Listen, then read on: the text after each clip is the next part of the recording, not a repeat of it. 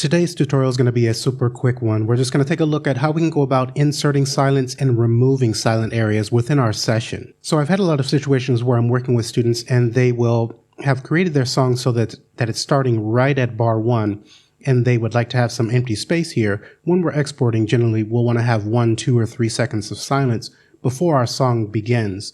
Now, one quick and dirty way that we can do this is just press Control and A or Command A on the Mac. And then I can come to one of the events here and just drag this while everything is selected. Now this kind of works for this very basic song with not many tracks. Let's go ahead and undo that. But if you've got a more complex song, a safer way could be to come up to the top where we have edit and also be sure that your playback cursor is positioned at the area where you want to insert the silence. That's your first step. We'll come up to edit and then you can see that we have insert silence. So here we could see bar 1 to bar 2. So if I just click OK, we're going to insert 1 bar of silence, but I'm going to hover in the field below where it's set to bar 2, use my mouse wheel and take that up to bar 4. So now we should create several empty bars here and we start on bar 4. So let's come a bit further out in our session, click in the ruler. Let's again come to insert silence. We'll take this up to bar 32. So we're starting at 28 because that's where our playback position is located. Let's click on OK.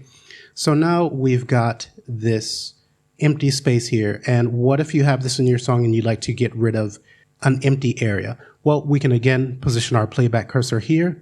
Let's come to edit. And then at the very bottom, we have delete time. Let's click on that. And we can see bar 28 because our cursor is positioned there to 29. But I'd actually like to remove all the way up to bar 31. So again, we'll hover on this field.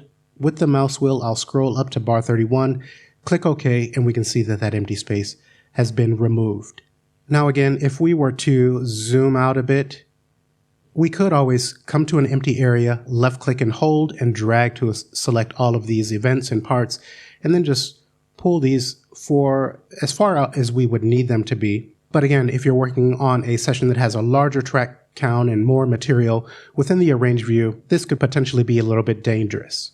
Okay, so this has been a look at inserting and removing silent areas of our session. And if you'd like to work with me directly over Zoom to speed up your learning curve with Studio Pro 8 or earlier versions of Studio One, check out the pinned comment below or the description area of this video. Otherwise, I'll see you in the next tutorial.